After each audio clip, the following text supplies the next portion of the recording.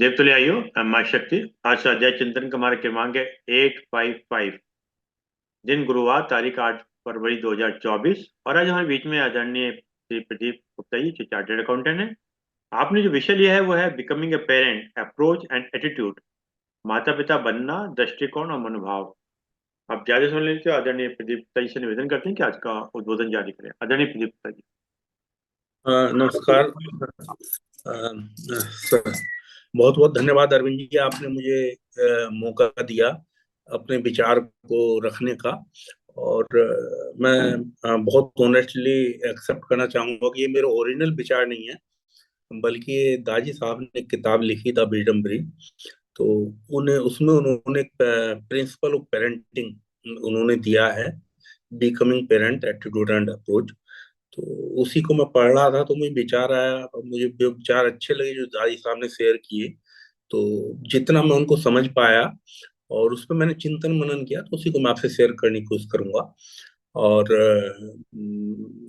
उम्मीद करता हूं कि हम सबको इस विचार को एब्जॉर्ब करने में सहायता मिलेगी, और कहीं ना कहीं जो हमारे पास विजडम है, जो over the period of time हम सबने इकट्ठा की है, जानी है, एब्जॉर्ब किया, उसको हम अपनी आने वाली जनरेशन को भी पास ऑन कर पाएंगे।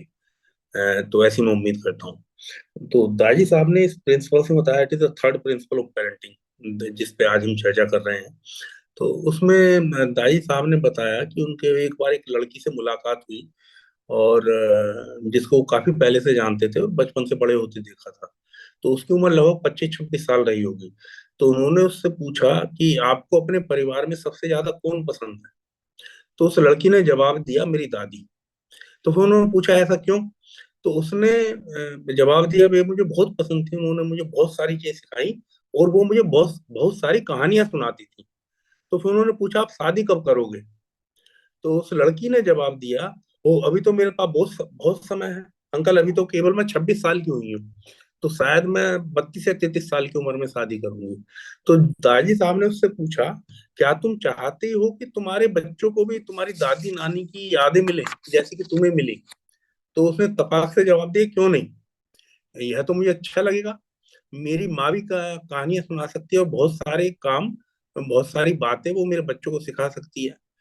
तो दादी साहब ने उससे बोला कि तुम जिस तरह से योजना बना रही हो, क्या तुम्हें लगता है कि यह संभव हो पाएगा? तो उस लड़की ने अंदाज लगाया, वो सोच में पड़ गई। तो उसने लगाया, जब उसके बच्चे होंगे तो बच्चे जिस समय बड़े होंगे तो उसकी माँ की क्या उम्र होगी। तो उस लड़की ने जवाब दिया, अगर मैंने अपने तरीके से काम किया तो शायद मेरे बच्चों को मेरी माँ के साथ समय बिताने का पूरा समय नहीं मिलेगा, या कम समय मिलेगा। तो दाई साहब ने उसको तपाक से पूछा कि तुम इसका मतलब तुम अपनी माँ से उसका नानी होने का हक छीन रही हो, और बच्चों को उनकी नानी के प्यार से वंचित कर रही हो? तो उस वो लड़की सोच में पड़ गई। खैर, वो सोच में पड़ती रही, सोचती रही। तो ये एक किस एज में हम शादी करें, उस तरफ वो हमारे सोचने विचारने का विषय है। जैसे कि हम देख रहे हैं आजकल बच्चे बहुत लेट एज में शादी कर रहे हैं।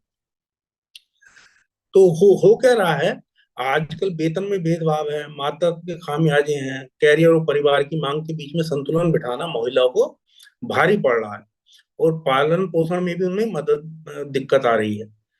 और अभी महामारी के दौरान हमने देखा कि हम सब लोग घर में कैद हो गए थे। जब घर में कैद हुए तो महिलाओं को दोगुना काम करना पड़ रहा था, वो वर्क फ्रॉम होम भी कर रही थी, ऑफिस का भी काम कर रही थी, और अपना जो है वो घर के काम भी कर रही थी। तो बहुत सारी महिलाओं ने काम छोड़ दिया। जब काम छोड़ा तो एक रिसर्च के अनुसार महिलाएं जो हैं, जो उनका सामूहिक रूप से काम छोड़ा, तो जो उनकी लैंगिक असमानता थी, महिलाएं पुरुषों के मुकाबले 36 वर्ष पीछे हो गई। इतने बड़े नंबर में उन्होंने काम छोड़ा। तो हालांकि पुरुष बेहतर बेहतर स्थिति में है, लेकिन फिर भी एक सैलरी में घर चलाना मुश्किल हो गया।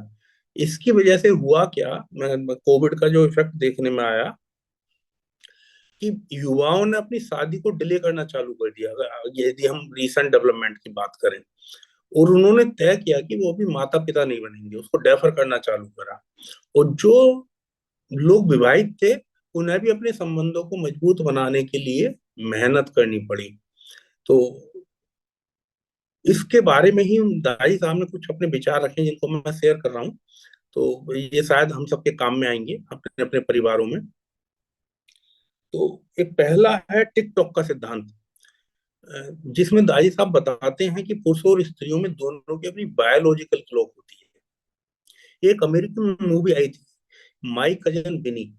इसमें बिनी जो एक लड़का है, वो 5 रातों से सोया नहीं है, और उसे कोर्ट में अपने भतीजे का केस लड़ना है, जिसमें उसके भतीजे को फांसी की सजा सुनाई जानी है, और उसे जो है बचाव पक्ष की ओर से अदालत में जाना है। उसी सुबह उसकी गर्लफ्रेंड उससे बहुत नाराज होती है, और कैसे उसने उसका दिल तोड़ा, और उसने जो पुराने वादे किए थे उनकी उसे याद दिलाती है। अरे उस मूवी में एक चीड़ का फर्श है, लकड़ी का फर्श है, तो वो अपनी चप्पल को बजाती है, tick tock tick tock tick tock. तो that is a beautiful scene. तो उसमें वो चिल्लाती है, लड़की जोर जोर से रोते हुए, कि ये हमारा जो बायोलॉजिकल क्लॉक है वो लगातार काम कर रही है और हमारी उम्र बढ़ रही है, और आपने जो अपने वादे हैं उनको निभाया नहीं है। तो जो बिनी है, बिनी एकदम रो पड़ता है, और वो कहता है कि मेरे जीवन में कुछ भी ठीक नहीं हो रहा है। और साथ के साथ उसका टिकटॉक का जो बायोलॉजिकल क्लॉक का दबाव है, वो भी उसके ऊपर बढ़ता जा रहा है। तो जनरली हम देखते हैं कि हम सोचते ये हैं कि स्त्रियों के पास माँ बनने की उम्र जो है वो सीमित है, जो कि गलत है। पुरुष और स्त्री दोनों के पास ही माता पिता बनने की आयु सीमित है, ये बात हमें समझनी पड़ेगी।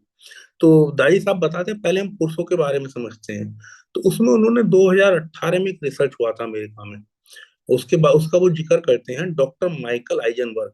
ये स्टैनफोर्ड विश्वविद्यालय में मेल रिप्रोडक्टिव मेडिसिन के डायरेक्टर थे, जिसमें उन्होंने जनसंख्या पे एक अध्ययन किया। उन्होंने और उनकी टीम ने क्या किया, 2007 से 2016 के बीच यूएसए में 4 करोड़ से अधिक बच्चों के जन्मों का विश्लेषण किया।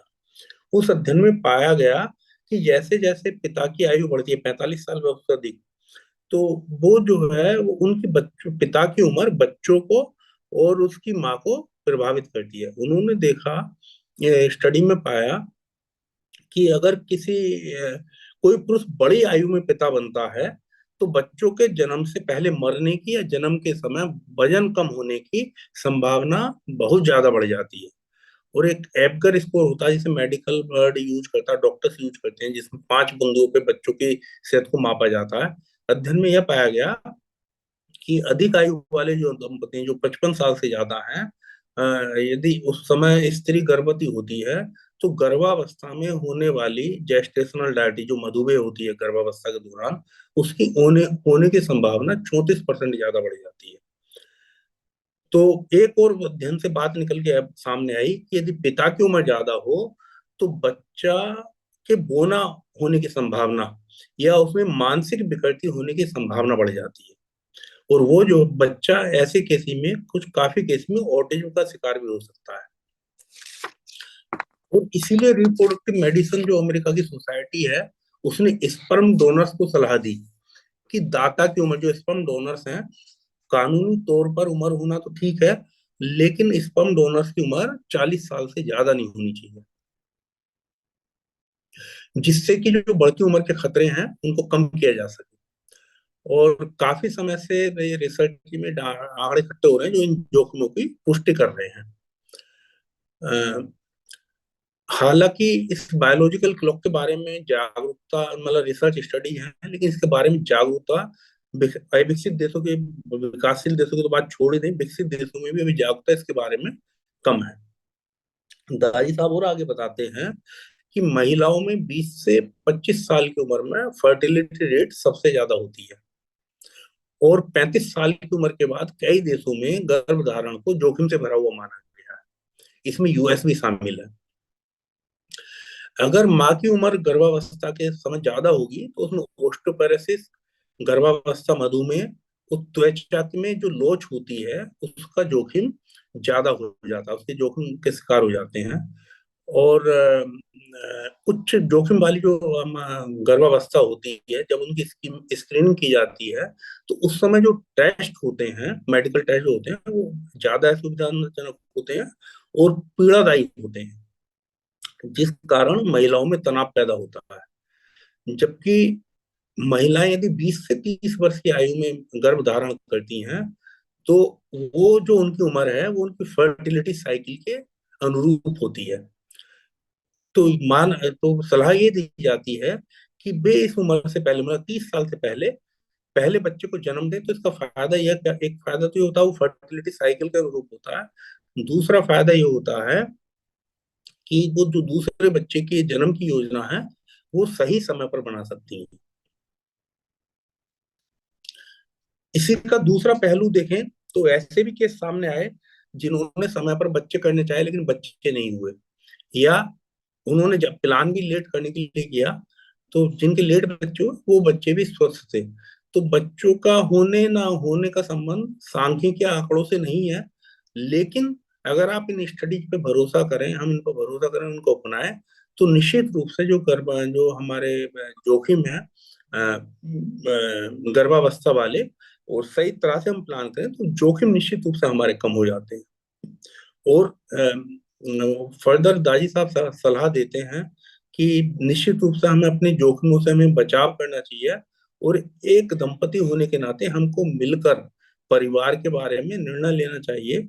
और उस निर्णय को लेते समय हमें अपनी जैविक घड़ी का ध्यान रखना चाहिए कि हम कैसे हम समझदारी से लाभ ले सकते हैं। आगे वो ये भी कहते हैं कि बच्चा कब पैदा हो इसकी सलाह देना अपने आप में एक बहुत बड़ी बात है, और इसमें महिलाओं को प्रजनन संबंधी अधिकार, बच्चों की देखरेख के लिए सामाजिक ताना बाना, नीति, धार्मिक विवाद सभी शामिल होते हैं। और हम भले ही किसी भी राह पर क्यों ना चलें और किसी भी तरह की सलाह क्यों ना दें, अगर हम सलाह देंगे तो कोई ना कोई जरूर नाराज होने की संभावना है। तो जो भी उन्होंने चर्चा की उसके लिए कहा, यदि हमारे शब्दों से कोई आहत होता है तो उसको आप एक शुभ चिंतक की सलाह लेके मान के चलें। आगे वो बताते हैं कि जो हमारी पेरेंटिंग है, पेरेंट बनने की जो प्रक्रिया है, उसमें ऊर्जा और दूसरा हमारे मौज मस्ती या वित्त, इनका भी एक बहुत बड़ा रोल है। जब जो भी हमारी जैविक लय ताल है, जब जो बच्चे पैदा होते हैं, तो उसके लिए हमें उस समय उनको पालने के लिए ऊर्जा की जरूरत होती है, एक ऊर्जा चाहिए होती है। बच्चों को क्या पसंद है? इधर उधर भागना, तकिए फेंकना, मिट्टी में खेलना, साइकिल चलाना, तस्वीरें बनाना, तकिए मारना, या एक दूसरे को चीजें फेंकना। अगर उस समय माता पिता की उम्र कम है तो उनकी उनमें माता पिता में भी ऊर्जा का स्तर अच्छा होता है, और वे अपनी बच्चों की मांगों को पूरा करते हुए उनकी हर चीज का ध्यान रख सकते हैं। लेकिन जैसे जैसे उम्र बढ़ती है उनकी शारीरिक ऊर्जा कम होने लगती है, तो बाकी दूसरी बातों पर भी उन्हें ध्यान देना पड़ता है। तो बच्चों के लिए वो कम समय निकाल पाते हैं, जितना समय उन्हें निकालना होता है उतना समय वो उन्हें नहीं दे पाते। और ऊर्जा का जो जो जिक्र किया, ऊर्जा से मिलने वाले लाभ, ये हमारे भविष्य में जाके प्रकट होते हैं जब बच्चे किशोर अवस्था में, टीन एज में पहुंचते हैं। एक मिसाल उन्होंने एक एग्जाम्पल दिया, एग्जाम्पल ने, यदि माँ बाप, कोई माँ सपोज 37 साल की उम्र में पहली बार माँ बनती है, तो जब तक उसका बच्चा टीन एज में पहुंचेगा उस समय तक उसका मेनोपॉज का पीरियड चालू हो चुका होगा। तो जो उनके अंदर जो बदलाव आ रहे होते हैं, तो बच्चे में, जो टीनेज में और जो माँ में, दोनों में जो भावनात्मक बदलाव आते हैं, अ, तो उन दोनों को टैकल करना, एक साथ मैनेज करना माँ के लिए बहुत मुश्किल काम है। बच्चे को हैंडल करना और अपने मनोभावों को हैंडल करना, दोनों ही क्राइसिस से गुजर रहे होते हैं। तो उसके सामना करने के लिए एक जो है एक आदर्श उम्र नहीं होती। और ना ही केवल माँ के लिए सच है, ये एक पिता के लिए भी सच है, क्योंकि पिता भी उस समय अधेड़ उम्र में पहुंच जाता है, और पिता भी उस समय एक अधेड़ उम्र के संकट से जूझ रहा होता है। और बच्चा भी, जो किशोर बच्चा टीनेज होता है, वो भी जवानी के साथ में जो आने वाली अनिश्चितता उनका सामना कर रहा होता है।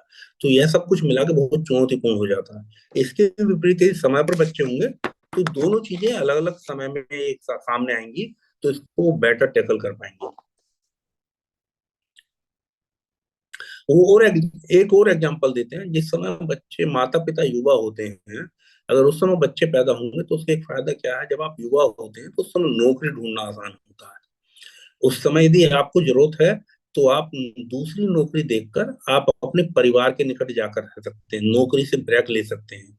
तो मतलब आप अपने परिवार का ज्यादा ध्यान कर सकते हैं। एक उम्र के बाद में नौकरी चेंज करना, अपने परिवार के पास मूव करना एक चैलेंज हो सकता है। तो जब माता पिता युवा होते हैं तो ये भी सहज है कि उसके दादा दादी और नाना नानी की उम्र भी ज्यादा ना हो। ऐस, ऐसे समय में उनके नाना बच्चों के नाना नानी दादा दादी भी बच्चों का ज्यादा अच्छा ध्यान रख सकते हैं, उनको व्यवहारिक गाइडेंस दे सकते हैं अगर जरूरत पड़ी, क्योंकि उस समय दादा दादी नाना नानी के भी वित्तीय साधन भी अच्छे होते हैं, जरूरत पड़ने पर वो वित्तीय मदद भी दे सकते हैं। ज्यादातर जोड़े कपल्स जो है इन बातों को समझते हैं। ऐसा नहीं है कि ऐसी कोई नई बात नहीं जिसको वो नहीं समझते, लेकिन कई बार उनके हालात ऐसे होते हैं कि इन सारी बातों पर पानी फिर जाता है। तो ये एक ऐसी परिस्थिति है जिसमें कैरियर और परिवार को संतुलन को साधना और माँ के लिए चुनौती बहुत बढ़ चढ़कर सामने आती है। तो अगला जो इसमें जो हमें पॉइंट समझने वाला है कि कैरियर और परिवार माताओं के लिए वो एक बहुत चैलेंजिंग सब्जेक्ट ही रहता है कि वो कैरियर की तरफ जाएं या परिवार की तरफ जाएं। क्योंकि आजकल हम देख रहे हैं माँ और बाप दोनों ही लोग नौकरी कर रहे हैं और दोनों लोग काम पर जाते हैं, तो माँ को एक बहुत बड़ा डिसीजन लेना होता है कि वो क्या करे। तो इसमें माँ को सहयोग की जरूरत होती है। आजकल हम देख ही रहे हैं एक पे चेक से ज्यादातर परिवारों को काम नहीं चल पा रहा है, जिसकी वजह से माँ और बाप दोनों ही काम कर रहे हैं। तो माँ को इन लक्ष्य को पूरा करने के लिए अहम भूमिका निभानी पड़ती है कि वो परिवार के चलाने के लिए अपना कुछ वित्तीय सहयोग भी दे पाए। तो माँ कैरियर को भी चलाती है और परिवार को भी आगे बढ़ाती है, दोनों काम उसे करने होते हैं। और लेकिन जब विकल्प का मामला आता है तो देखने में ये आया है कि जनरली माँ कैरियर को प्राथमिकता देती है परिवार के ऊपर, परिवार को वो डिले करती है और कैरियर को वो आगे बढ़ाती है। और इसका एक और कारण है जो जाने अनजाने वो लेती है। कई बार परिस्थिति देखने में आती है किसी वजह से भी एक जीवन साथी ना रहे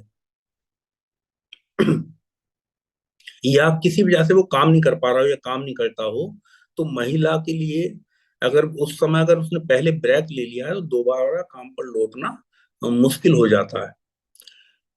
और जब वो काम पर लौटेगी तो उसके साथ काफी भेदभाव होता है। एक यूएस में स्टडी हुई थी, उसमें ये पाया गया कि महिलाएं पुरुषों की के लिए केवल 49% पैसा कमाती हैं। माताएं जनरली पिताओं से कम कमाती हैं और वे उन महिलाओं की तुलना में भी कम कमाती हैं जो कि जिनके कोई संतान नहीं होती। संतान वाली महिलाएं जो बिना संतान वाली महिलाएं हैं उनसे कम पैसा कमाती हैं। लेकिन यह भी एक सच है कि अगर हम जो जो भी लड़की अभी माँ बनी है, अगर उनसे मिलो और उनसे पूछें, अगर उनसे इंटरेक्ट करें, अगर उन्हें जब बच्चे को जन्म देने के बाद काम पर जाना पड़े तो उनको वो जाकर कभी भी काम पर जाकर खुश नहीं होती और उसका एक उन्हें दुख महसूस होता है। उनके अंदर कहीं ना कहीं जाने अनजाने शर्मिंदगी रहती है कि वे अपने बच्चे के साथ वक्त नहीं बिता पा रही है और उनका पूरी तरह से ध्यान नहीं रख पा रही, उनको पर कहीं ना कहीं भावनात्मक बोझ देखा गया है। और लेकिन ज्यादातर महिलाओं के पास कोई इसका कोई चुनाव भी नहीं होता है और जो एकल माताएं हैं उनके लिए तो कोई रास्ता ही नहीं है। इसके सॉल्यूशन के रूप में एक जो समाधान आता है वो है डे केयर सेंटर्स। तो कुछ वर्क प्लेसों पे डे केयर सेंटर्स हैं, लेकिन उसमें भी एक बहुत बड़ा चैलेंज है। एक तो सभी वर्क सेंटर्स पे डे केयर सेंटर्स है नहीं जो बच्चों की देखभाल कर सकें, और जहां per day care centres available है तो उनका खर्चा इतना ज्यादा है कि ज्यादातर माओ की ज्यादातर तनख्वाह डे केयर में उसको चुकाने में निकल जाती है। तो पूरा प्रोसेस जो है जो माओ के लिए है, ये पूरा प्रोसेस बड़ा थकाने वाला हो जाता है। अगर यदि इसको हम पुराने समय से कंपेयर करें तो पुराने समय में क्या होता था, हमारा समाज जो है कृषि प्रधान देश था, लड़कियों की शादी कम उम्र में हो जाती थी। और लेकिन अब दूसरा पेंडुलम दूसरी तरफ आ गया कि अब शादी की उम्र को बच्चे टाल रहे हैं और लेट शादी कर रहे हैं।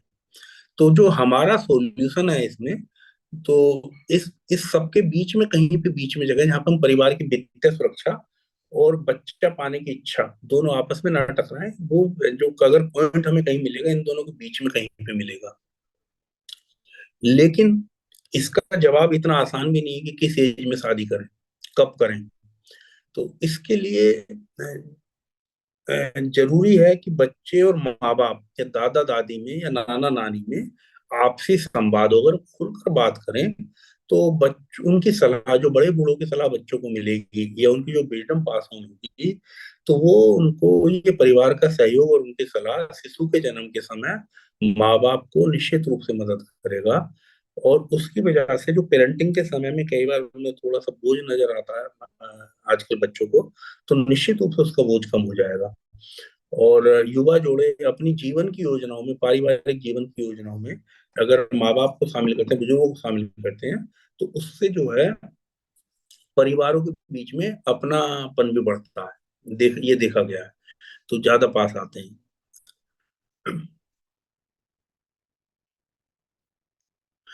तो अब इसमें और क्या चीज है जो हमें मदद कर सकती है, जो नए बच्चे हैं, नए कपल्स हैं, तो इसके लिए दादी साहब बताते हैं।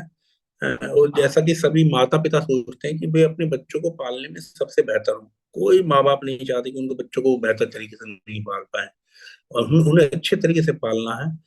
लेकिन रिसर्चों से ये पता पड़ा कि parenting quality is a marital quality. अगर किसी का वैवाहिक जीवन सुखी है तो उनका जो है, जो पेरेंटल जीवन है, वो भी बेहतर होगा। तो यदि से बहुत सादे शब्दों में कहें तो खुशहाल जोड़े अच्छे माता पिता बनते हैं। जहां पर जोड़े खुशहाल नहीं है, देखा ये गया है, वो अच्छे माता पिता भी साबित नहीं होते। अ, इसका मतलब ये नहीं कि माता पिता की हर बात में सहमति होगी, लेकिन उन्हें दोनों को मिलके अपनी एक दूसरे की अपेक्षाओं का प्रबंधन करने की जरूरत है। Both the parents can not agree on all the points, but लेकिन उसको वो मैनेज कर सकते हैं। जब माँ बाप में अपेक्षाओं का मेल नहीं होता, तो उनके संबंध बुरे दौर से गुजरने चालू हो जाते हैं। और जब आप यह उम्मीद करते हैं कि दूसरा इंसान ही खुद को बदलेगा, तो यह तरीका काम नहीं आता। दाई साहब बिल्कुल क्लियर कट बोलते हैं, हमें से बार बार बोलते हैं, एक बार दो बार, जब भी कभी बात होती है फैमिली के बारे में, रिलेशन के बारे में, तो दाई साहब हमें एक ही बात सिखाते हैं कि आप जो है दूसरे इंसान को बदलने की कोशिश मत करो, यह तरीका कभी काम नहीं आएगा। वो कहते हैं कि मैं नहीं कहता कि लोग नहीं बदलते, मैं कहना चाहता हूँ कि जो इंसान जैसा है उसे उसी तरह स्वीकार करो। तो यह आपका बदलाव की तरफ पहला कदम होगा। दाई साहब उसमें फर्दर उसको एक्सप्लेन करते हैं, जब आपके किसी के साथ संबंध है, आप किसी संबंध में हैं, तो आप अपने पर केंद्रित हो, ना कि दूसरे पर। मतलब क्या हुआ कि आप जो दूसरे इंसान से या अपने पार्टनर से उम्मीद कर रहे हैं, उसको अपने आप से पूछो कि क्या मैं जो दूसरे पार्टनर से एक्सपेक्ट कर रहा हूँ, क्या मैं उसे अपने साथी को दे सकता हूँ? क्या वही चीज अगर वो मुझसे एक्सपेक्ट करे तो क्या मैं उसे दे सकता हूँ? और एक वो सवाल अपने आप से करो कि आज आप जो भी व्यक्तित्व हैं, अपने स्वयं से पूछो कि आप जो भी हैं, क्या आप उसे अपने आप को, अपने स्वभाव को, अपने व्यक्तित्व को क्या आप पसंद करते हैं? तो ये जो जब आप अपने आप को सवाल करेंगे, ये दो सवाल करेंगे, तो निश्चित रूप से आपको सहायता देगा। और उसके लिए वो फर्दर सलाह देते हैं कि आप पहले अपनी नैतिक योग्यता को साम्राज्य बनाओ, दूसरे से उम्मीद करने से पहले अपनी नैतिक मांसपेशियों को मजबूती दो। आत्म सुधार का रवैया, वो आगे बताते हैं कि आत्म सुधार का रवैया किसी भी संबंध को शक्तिशाली बनाता है। यह दिखाता है कि आपका अहम आड़े नहीं आ रहा। ज्यादातर संबंधों में टकराव की वजह हमारा अपना अहम होता है, व्यक्ति का, चाहे वो पति हो चाहे वो पत्नी हो। जब जोड़े आत्म सुधार पर ध्यान देते हैं, अपने को सुधारने पर ध्यान देते हैं, ना कि दूसरे को, तो वो एक दूसरे को समझने का मौका देते हैं। और इसका परिणाम क्या होता है कि पति पत्नी के बीच में दोस्ती होने लगती है। तो अगला अब जो प्रिंसिपल दाई साहब इसमें हमें बताते हैं, जो देते हैं, वो कहते हैं अपने विवाह में मित्रता की खोज करें। वो बताते हैं कि जिन शादीशुदा जोड़ों के आपस में संबंध अच्छे होते हैं, जब परिवार में नया सदस्य आता है तो वो उस दौरान आने वाले बदलावों का पूरा आनंद लेते हैं। इसको ऐसे समझे, आप अपने किसी बहुत पुराने दोस्त के बारे में सोचिए जिनके साथ आपकी बहुत अच्छी फ्रेंडशिप रही है। तो आपको पता चलेगा कि जब भी हम अपने दोस्तों के साथ होते थे तो उस समय हमारा जीवन कितना आसान महसूस होता था, जैसे दिन हमारे पंख लगाकर उड़ जाते हैं।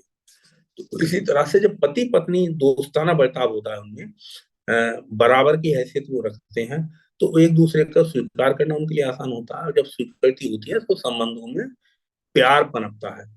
और जब वे आपस में दोस्त होते हैं तो छोटे छोटे सुखों को सराहने में मदद मिलती है, एक दूसरे की हम तारीफ कर सकते हैं छोटी छोटी बातों के ऊपर।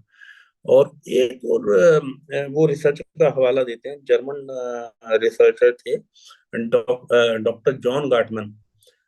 उन्होंने ये पाया उस रिसर्च में कि एक वो जोड़े जो साथ में चलते हैं, दूसरे वो जो जोड़े जो साथ में नहीं चलते हैं, उनमें एक असली फर्क यही था कि साथ में चलने वाले जोड़े, मतलब मिलके जुलकर प्यार के साथ चलने वाले जोड़े बड़ी से बड़ी समस्याओं को सुलझा लेते हैं। और जबकि और वो उनके लिए छोटी छोटी बातें भी बहुत मायने रखती हैं, जैसे एक साथ कॉफी पीना, एक सैंडविच को बांटना, घूमने जाना साथ में, सब तो पहली हेल्प करना, छोटी छोटी बातें, और मिलजुल कर काम करना। तो जो अच्छे मित्रता वाले जोड़े हैं, वो जो है छोटे छोटे पलों का आनंद उठाते हैं और एक दूसरे में दिलचस्पी लेते हैं। वो पहले दोस्त होते हैं, बाद में पति पत्नी होते हैं। और वो अगर वो दोस्त होते हैं तो किसी भी परिवार को पालना, बच्चों को पालना, परिवार को चलाना, जीवन शैली से समझौता करना, जो चेंजेस आते हैं बच्चा होने के बाद, तो उसको जो है उसको आगे बढ़ाने में उन्हें सहायता मिलती है। और एक दूसरे के लिए प्रशंसा और सम्मान का भाव पैदा कर देते हैं।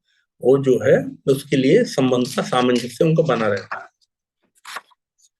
है। उसके लिए दाजी साहब बहुत सिंपल सा फार्मूला देते हैं कि इसको करे कैसे।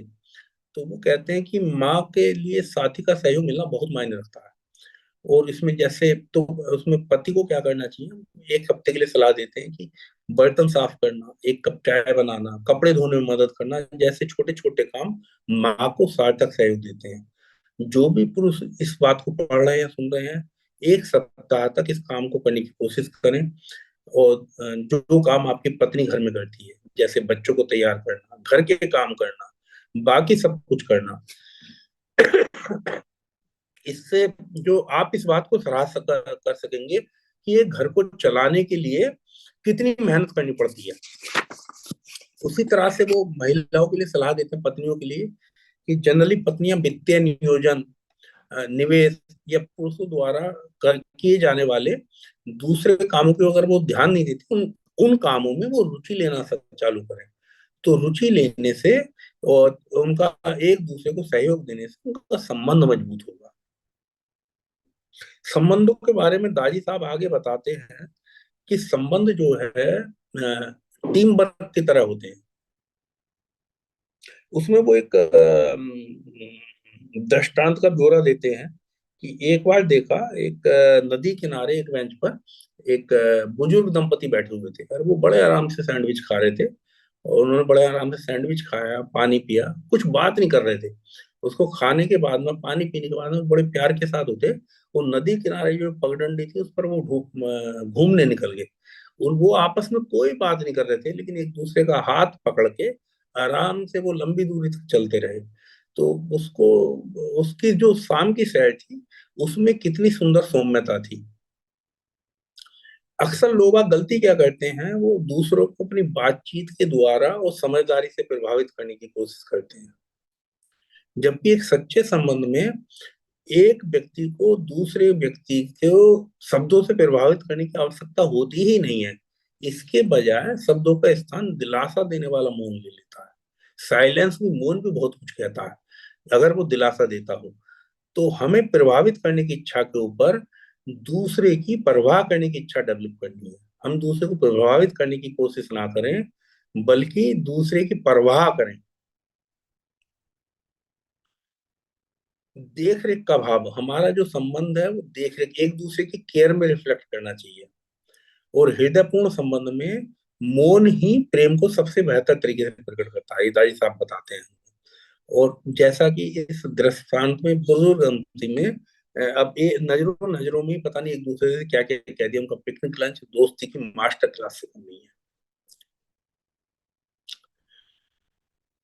संबंधों को दाई साहब एक और एग्जाम्पल द्वारा समझाते हैं। वो कहते हैं कि अपने परिवार संबंध जो है हमारे टीम वर्क की तरह होते हैं। जैसे अपने परिवार नजदीकी दोस्त टीम को इस तरह से माने जैसे वो रिले रेस में दौड़ रहे हैं।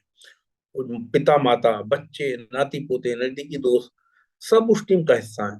हर सदस्य और हर दौड़ के बाद मसाल दूसरे सदस्य को पकड़ा देता है। कई बार मसाल हाथ से नीचे गिर जाती है तो दूसरा व्यक्ति लड़खड़ा के रेस को बंद नहीं करता, उस मसाल को उठाता है और उसको और तेज दौड़ता है खोए समय की भरपाई के लिए। और वो जो है जो जोड़े काम के दौरान दोस्त होते हैं वो अपने अपने संबंधों को इसी तरह से चलाते हैं कि कोई व्यक्ति एक व्यक्ति काम नहीं कर पाया किसी वजह से, कहीं कोई लड़खड़ाहट हुई तो वो उसको जो है उस काम की पूर्ति दूसरा व्यक्ति करता है। एक टीम की तरह से काम करते हैं और एक दूसरे के पूरक बनते हैं। जब कभी भी जोड़ों में अनुकूलता बढ़ती है, कपल्स में अनुकूलता बढ़ती है, तो वो एक दूसरे को गहराई से महसूस कर पाते हैं। इससे उनके जो संबंध है ना केवल उनको फायदा होता है बल्कि उनके आसपास के लोगों को भी फायदा होता है। इसको इस तरह से समझने की कोशिश करें, हम सभी का एक्सपीरियंस रहा है ये। कई बार हम किसी के साथ में डिनर के लिए जाते हैं या कहीं एक साथ हम बैठते हैं तो हमारे दो तरह का एक्सपीरियंस रहता है। जब हम कपल्स में बैठते हैं कुछ कपल्स ऐसे होते हैं जो एक दूसरे में कमी निकालते रहते हैं, एक दूसरे से शिकायत करते रहते हैं।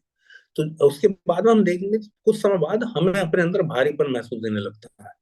शिकायत वो आपस में कर रहे हैं लेकिन हमारी हमें भी ऐसा लगता है कि हमारी ऊर्जा भी खत्म हो रही है। और दूसरी तरफ हमें कई बार ऐसा मिलता है, कुछ कपल्स हमें ऐसे मिलते हैं जो आपस में एक दूसरे का बहुत ध्यान रखते हैं, एक दूसरे की तारीफ करते हैं, उनके संबंध बहुत अच्छे हैं। तो ऑटोमेटिकली हमारे अंदर भी जो ऊर्जा पैदा होती है वो एक सकारात्मक ऊर्जा पैदा होती है और हमें जो है ज्यादा आनंद का अनुभव होता है।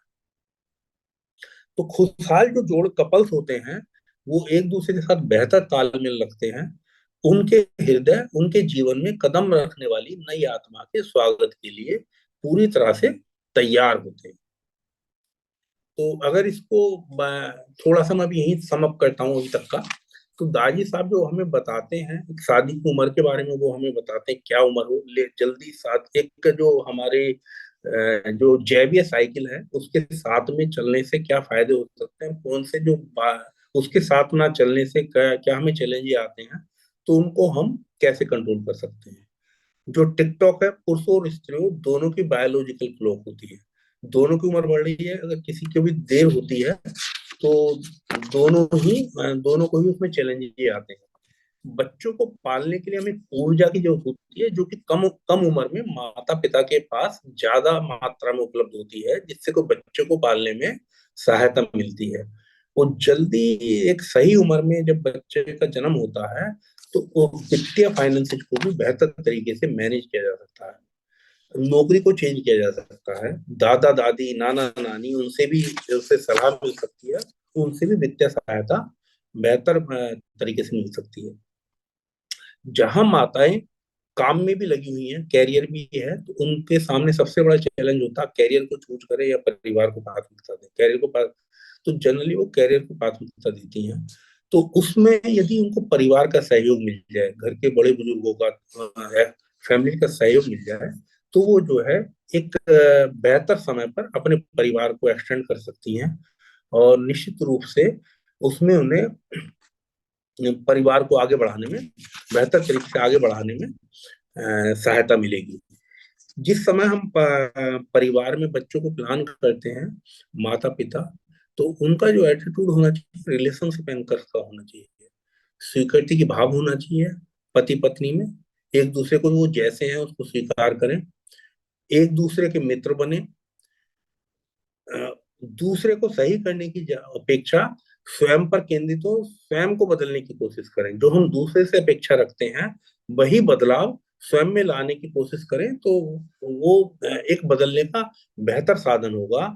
और जो है वो एक बेहतर टीम वर्क कर पाएंगे, माता पिता एक अच्छी टीम की तरह से बच्चे को जन्म दे पाएंगे और बच्चे का लालन पालन कर पाएंगे। कर पाएंगे। उसके लिए दाई साहब आगे सलाह देते हैं कि अपने विवाह में मित्रता की खोज करें। पति पत्नी से पहले मित्र बने, और उसके बाद में पति पत्नी के भाव हो, तो वो उनका वैवाहिक जीवन ज्यादा बेहतर होगा। और पैतृक जीवन उतना ही अच्छा होता है जितना अच्छा उनका वैवाहिक जीवन होता है। और छोटी छोटी खुशियों को मिलजुल कर बांटे, एक दूसरे का सहयोग करें दूसरी तरह, तो निश्चित रूप से वो जो है बेहतर पेरेंट साबित होंगे। और टीम वर्क की तरह जैसा उसके लिए हमें एक दूसरे को प्रभावित करने की जरूरत नहीं है, बल्कि मौन के द्वारा भी वो काफी कुछ एक दूसरे को बता सकते हैं। और उनका प्रेम उनके केयर में, देखभाल करने में, एक दूसरे की देखभाल करने में वो रिफ्लेक्ट करना चाहिए। और जब वो टीम वर्क की तरह काम करते हैं, सामंजस्य के साथ काम करते हैं, तो वो जो है बेहतर पेरेंट बन सकते हैं। इसी संबंध में दाजी साहब से क्वेश्चन पूछा, उसको मैं पढ़ रहा हूँ, उसका जवाब क्या दिया उन्होंने। तो एक किसी पेरेंट्स ने जवाब उनसे सवाल पूछा, मेरे और मेरे पति के बीच अक्सर अक्सर बहस हो जाती है, कई बार बहस काफी बढ़ भी जाती है, क्या इसकी वजह से मेरे बच्चे पर कोई मनोवैज्ञानिक असर हो सकता है? तो दाजी साहब ने सलाह दी, उसके लिए जवाब दिया, मैं सलाह दूंगा कि आप और आपके पति अपने गुस्से को टालने की कोशिश करें। हम में से अधिकतर लोग टालने की कला के माहिर होते हैं। हम व्यायाम, ध्यान, वित्तीय नियोजन और जीवन की कई दूसरी बातें टालते हैं। तो आप अपने गुस्से को भी टालें, इसके नतीजे आपको प्रसन्न कर देंगे। यहूदियों की पवित्र किताब तालमुद में कहा गया है, घर में बड़ों की बोली ही बच्चों की बोली होती है। तो बेहतर होगा कि आप बच्चों के आगे बहस या लड़ाई करने से बचें।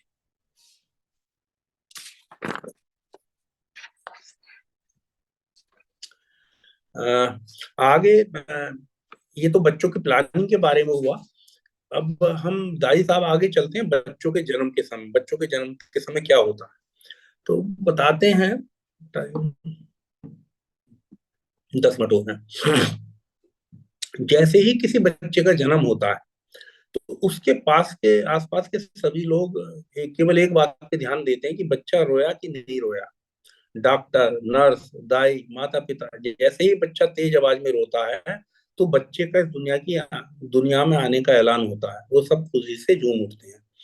और बच्चे की पहली जो रोने की आवाज है, वो माँ बाप के लिए यादगार आवाज होती है।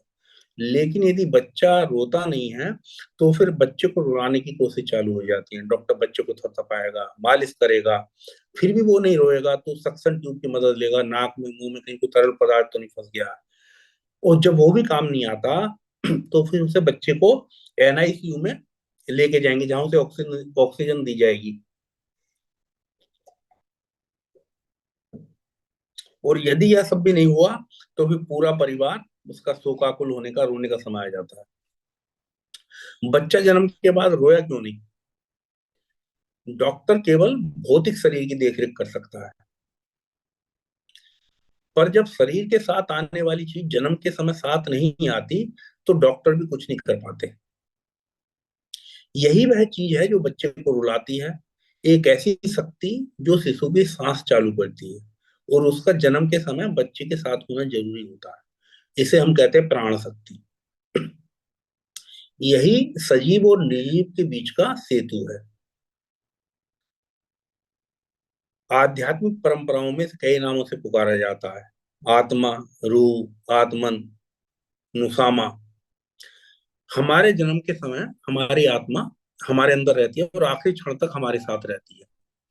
और जब ये हमें छोड़ती है, तो जैसा हम कहते हैं, हमने दुनिया छोड़ दी। आत्मा किसी पवित्र स्थान पर या पवित्र जगह पर स्थापित नहीं होती, बल्कि वो हमारे शरीर के अंदर रहती है। और इसका दर्शन करने के लिए ना तो हमें किसी तीर्थ यात्रा की जरूरत है, ना हमें किसी वृक्ष के नीचे ध्यान लगाने की जरूरत है। पशु, पौधे, पक्षी, इंसान, सब इसी आत्मा से मिली प्राण शक्ति के ऊपर जीवित हैं। तो दाई साहब आगे बताते हैं कि माता पिता के लिए आत्मा के बारे में जानना इतना महत्व क्यों रखता है। यह इसलिए है कि माता पिता केवल जेनेटिक जो स्रोत है उसके ही जेनेटिक जो के ही स्रोत नहीं है, माता पिता मिलकर आने वाली जो आत्मा है उसके लिए भी एक आधार तैयार करते हैं। केवल जेनेटिक मैटेरियल नहीं देते वो बच्चे के लिए, उसके लिए एक आधार भी तैयार करते हैं कि आत्मा वहां पर आ सके। वो कैसे? वो बताते हैं कि आत्मा माता पिता को चुनती है। इस बात को बताने के लिए कि आत्मा कैसे माता पिता को चुनती है, तो वो आत्मा से जुड़े उन्होंने कुछ विचार हमें बताए। और फिर उन्होंने उसके बाद में बताया कि आत्मा माँ की कोख में कैसे प्रवेश करती है। दाई साहब बताते कि आत्मा जो है किसी बैटरी की तरह नहीं है जिसकी जो समय के साथ कम होती जाती है, बल्कि आत्मा एक अनंत स्रोत है। तो जब उसका जाने का समय आता है तो आत्मा खुद को अलग कर लेती है और आगे अपने आगे चल देती है, और शरीर काम करना बंद कर देता है।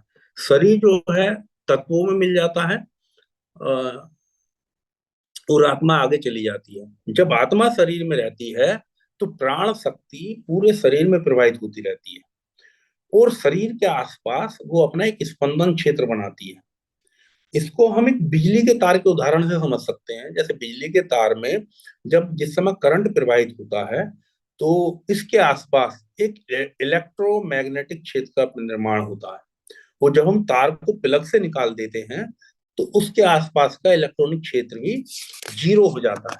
तो जब तक वो करंट दौड़ता है तो तार के आसपास एक इलेक्ट्रोमैग्नेटिक क्षेत्र रहता है जिसको मापा जा सकता है। जो विज्ञान के यंत्र हैं वो उसको माप सकते हैं कि वहां पे एक इलेक्ट्रोमैग्नेटिक क्षेत्र है। इसी तरह से जब प्राण शक्ति पूरे शरीर में प्रवाहित होती है तो इसके आसपास जो शरीर है मनुष्य का उसके आसपास एक स्पंदन क्षेत्र बनता है, और हमारे अंदर से जो स्पंदन क्षेत्र बढ़ता है वही हमारी पहचान। आपकी प्रवृत्ति या रवैये से आपका स्पंदन क्षेत्र बनता है। हमारे भीतरी गुण और सोच ही हमारी प्रवृत्ति बनाते हैं। मेरे कैसे सोच है, मेरे कैसे गुण हैं, उससे मेरी प्रवृत्ति बनती है।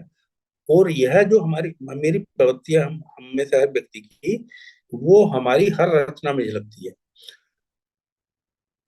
अगर हम सुखद और स्नेही स्पंदन क्षेत्र बनाना चाहते हैं तो हमें ऐसा इंसान बनना होगा जो स्नेही है और अपनेपन का रवैया रखता है। ध्यान के अभ्यास, करुणा और प्रेम एवं सहानुभूति जैसे गुणों को जब हम अपनाते हैं तो वो एक ऐसा रवैया बनाने में सहायक होता है। अहंकार को और घमंडी रवैये को हमें छोड़ना होता है जो कि तानाशाही वातावरण का निर्माण करता है। आगे वो बताते कि जो हम स्पंदन क्षेत्र की बात कर रहे हैं इसको मापने के हमारे पास कोई साधन नहीं है। अभी हम जो बात कर रहे हैं कि स्पंदन क्षेत्र बनाती है आत्मा शरीर के बाहर, उसको मापने का कोई साधन तो है नहीं। अभी साइंस ने इजाद नहीं किया उसको मापा कैसे जाए। लेकिन इसको मापने का एक अप्रत्यक्ष माप है, और इसे किसी व्यक्ति के हृदय से निकलने वाले इलेक्ट्रोमैग्नेटिक क्षेत्र के शरीर से 3 फुट की दूरी से मापा जा सकता है, जो कि किसी के स्पंदन क्षेत्र का अप्रत्यक्ष माप हो सकता है। एग्जैक्ट मेजर नहीं किया जा सकता, लेकिन ऐसे टूल्स अवेलेबल हैं जो व्यक्ति के शरीर से 3 फीट की दूरी तक वो स्पंदन क्षेत्र को मापा जा सकता है। तो अब इसमें विचार ये आता है जब हम ये बात सुनते हैं कि स्पंदन क्षेत्र का बच्चे को जन्म देने की योजना बना रहे जोड़े से क्या लेना देना। हम इतनी भारी भरकम बात क्यों कर रहे हैं, या हम जन्म को स्पंदन क्षेत्र से क्यों जोड़ रहे हैं, तो उसका जन्म देने की योजना से क्या लेना देना है। तो दाजी साहब बताते हैं इस बात को समझने के लिए हमें गहराई से समझना होगा कि आत्मा कोख में या गर्भ में कैसे प्रवेश करती है।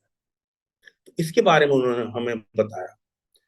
तो उसके फिर दाई साहब बताते हैं कि ज्यादातर लोग हमें सब जानते हैं कि जब वीर्य का अंडाणु से मेल होता है तो मनुष्य का जीवन सर्वन होता है। यह एक जैविक प्रक्रिया है जिससे बच्चे के जन्म की शुरुआत होती है। तो अगला सवाल ये आता है कि इस जैविक प्रक्रिया में आत्मा कहाँ है। जब गर्भ धारण हो जाता है तो बताते हैं कि एक आत्मा माता के गर्भ की ओर आकर्षित होती है, और वह आत्मा माँ की कोख के आसपास मंडराते हुए प्रतीक्षा करती है। वो उस जैविक प्रक्रिया में जहां पे वो बच्चे ने अब उसके अंग बढ़ने चालू हो जाते हैं, अ, उचित समय की प्रतीक्षा करती है जो कोख में पहले से ही शुरू हो गई है। शरीर के बाहर कोख में के आसपास रहते हुए आत्मा अपनी ओर से जोर लगाने लगती है।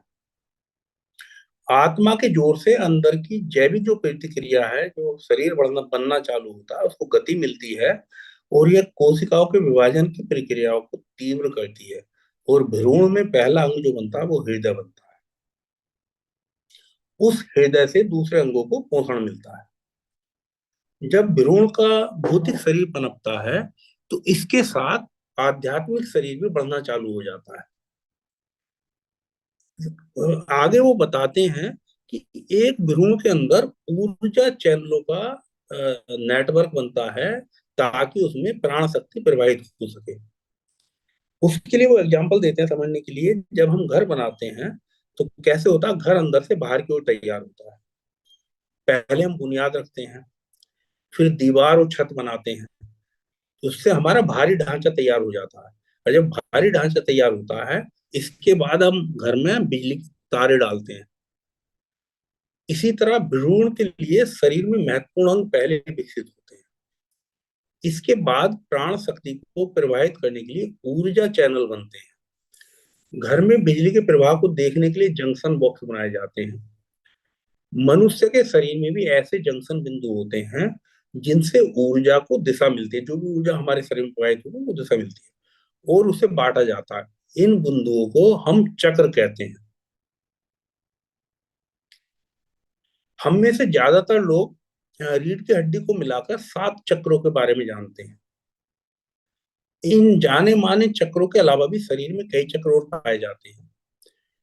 एक चक्र भ्रूण के विकास के लिए बहुत मायने रखता है, जिसे हम भ्रमरंध्र कहते हैं। जैसे जहां हम चोटी मेंटेन करते हैं सिर में पीछे की तरफ, पुराने काल में हम मेंटेन करते थे, उसे हम भ्रमरंध्र कहते हैं। जब भ्रूण का मस्तिष्क बन जाता है और मस्तिष्क में भ्रमरंध्र चक्र पूरी तरह से विकसित हो जाता है, ऑक्सीपिटल क्षेत्र के बाद जो कि यहाँ पे होता है, तब आत्मा इसी चक्र से, जो ब्रह्मरंध्र चक्र है, उसके माध्यम से शरीर में प्रवेश करती है। इसीलिए हमने देखा कि आदि काल में हमारे यहाँ चोटी रखने की परंपरा थी, जो कि सांकेतिक थी उसके। ब्रह्मरंध्र के माध्यम से आत्मा का प्रवेश गर्भ धारण के पहले 3 महीने में होता है। आत्मा पहले से ही भ्रूण में प्रवेश क्यों नहीं करती, अगला सवाल आता है, आ सकता है। तो उसके लिए दाई साहब हमें बताते हैं कि आत्मा उचित समय आने की प्रतीक्षा करती है। इस बात को इस तरह समझें, हम किसी उपकरण को ले और जिसका सर्किट पूरा नहीं बना हो, और यदि हम उसमें प्लग में लगा देंगे सर्किट पूरा बनने से पहले, तो उसमें कुछ भी गड़बड़ हो सकती है, ब्लास्ट हो सकता है, फायर हो सकती है। इसी तरह से आत्मा भी प्रतीक्षा करती है कि शरीर में ऊर्जा का सर्किट तैयार हो जाए, और जब ये सर्किट बन जाता है तो भ्रूण में प्राण शक्ति प्रवाहित होती है। और जब आत्मा भ्रूण में प्रवेश करती है तो हृदय में रहती है। वो बताते हैं हृदय ही आत्मा का निवास स्थान है। हृदय के माध्यम से आत्मा की प्राण शक्ति शरीर के सभी चक्रों में पहुंचती है। थोड़ा समय और लगेगा अरविंद जी, या तो सिर्फ डेफर कर ले या आपका जैसा आदेश करें। आप लीजिए, पूरा समय लीजिए, कोई दिक्कत नहीं, नो प्रॉब्लम। हाँ, क्योंकि 10-15 मिनट और लग हाँ, जाएंगी। आराम से लीजिए, आराम से लीजिए, कोई दिक्कत नहीं। ठीक ठीक। तो आगे फिर बताते हैं दाई साहब, हमें आगे बताते हैं और एक्सप्लेन करते हैं हमें कि आत्मा की प्रवृत्ति और स्पंदन के स्तर के बारे में वो हमें जानकारी देते हैं। एक चीज जो आजकल देखने में आ रही है, आजकल भारतवर्ष में कुछ माता पिता क्या कर रहे हैं, वो बच्चे का जन्म के लिए शुभ मुहूर्त निकलवाते हैं। उस समय के अनुसार ऑपरेशन द्वारा बच्चे के जन्म की योजना बनाते हैं कि इस सब मुहूर्त में हम बच्चे को जन्म देंगे ऑपरेशन जिससे कि उनके घर में एक महान आत्मा का जन्म हो। लेकिन सवाल ये है कि ये स्थान या जन्म कुंडली जो वो बनवाते हैं और जिस तरह से वो जीवन को प्लान करते हैं, तो क्या ऐसी तैयारियों से कोई मदद मिलती है? तो दाई साहब बताते, बच्चे के रूप में जो आने वाली आत्मा है, जो आत्मा बच्चे के रूप में जन्म लेती है, वो तो उससे पहले ही आ चुकी होती है। जैसे ही ब्रह्मरंध्र के थ्रू तीसरे महीने में उसने प्रवेश करा, तो आत्मा तो प्रवेश कर चुकी, आत्मा तो आ चुकी। तो अब उसके वो किस समय किस स्थान और जन्म में किस स्थान और किस समय वो जन्म होता है, तो वो एक सोचने का विषय है। दाई साहब बताते कि वो इम्पोर्टेंट नहीं कि किस स्थान पर जन्म लिया और किस समय पर जन्म लिया। इम्पोर्टेंट ये है कि गर्भ धारण के समय जो माता पिता की ओर से स्पंदन क्षेत्र बनता है, जो वाइब्रेटरी एक स्फीयर तैयार होता है, वो जन्म का आधार होता है। और आत्मा अपने लिए माता पिता चुनती है, माता पिता आत्मा को नहीं चुनते। आत्मा अपने लिए माता पिता चुनती है। हमने अपने माता पिता को चुना और हमारे बच्चों ने हमें चुना। जीवन कालों के बीच वो बताते हैं आत्मा कैसे चुनती है। तो आत्मा जैसा हम जानते हैं कि बार बार जन्म लेती है, तो एक जन्म और दूसरे जन्म के बीच में आत्मा अपने अगले जन्म के बारे में विचार करके योजना बनाती है। और वो योजना कैसे बनाती है, वो अपने विवेक के अनुसार ऐसी योजना बनाती है और अपने विकास का ब्लूप्रिंट तैयार करती है। वो ऐसी जगह जन्म चाहती है कि वो योजना अनुसार अगले जन्म में वो मुक्त हो जाए, उसे मुक्ति की प्राप्ति हो, तो वो उसके लिए ब्लूप्रिंट तैयार करती है। और फिर आत्मा उस पोक की प्रतीक्षा करती है जिसमें वो अपने अस्तित्व का अगला चरण शुरू कर सकती है, और जो उसके जो इकट्ठे कर्म फल जिसे हम कहते हैं, संस्कार कहते हैं, उनको भोग करके या उनको खत्म करके अपनी आगे की यात्रा में आगे बढ़ जाए। अगर हम किसी आत्मा के लिए की तैयारी करना चाहते हैं, तो दाई साहब हम बताते हैं कि हमें अपने स्पंदन क्षेत्र को विकसित करना होगा। जब पति पत्नी एक दूसरे से प्रेम करते हैं और एक दूसरे को सार्थक और उद्देश्यपूर्ण जीवन देने में सहयोग देते हैं, तब गर्भ धारण के समय उनके इसी मनोभाव से ऐसा स्पंदन क्षेत्र बनेगा जो कैसे किसी ऐसे व्यक्ति के स्पंदन क्षेत्र से अलग होगा जिनका मनोभाव अच्छा नहीं है। मनोभाव अच्छा है तो अलग स्पंदन क्षेत्र बनेगा, उनकी क्वालिटी फर्क होगा। मनोभाव अच्छा नहीं है तो उसका स्पंदन क्षेत्र दूसरे तरीके का बनेगा। इसका पता हमें पौराणिक कहानियों में भी मिलता है। तो उसमें एक महाभारत की कहानी जो दाई साहब अक्सर हमें बताते हैं समझाने के लिए, और वो हम सबने सुनी है, उसको मैं यहाँ पे दोहराना चाहूंगा। हस्तिनापुर में राजा विचित्रवीर्य थे। जैसा हम सब जानते हैं, उनकी कम उम्र में मृत्यु हो गई थी और राज्य का कोई उत्तराधिकारी नहीं था। तो राजमाता जो रानी सत्यवती थी, उन्हें बड़ी चिंता होती है और वो चाहती है कि परिवार में राजवंश बना रहे।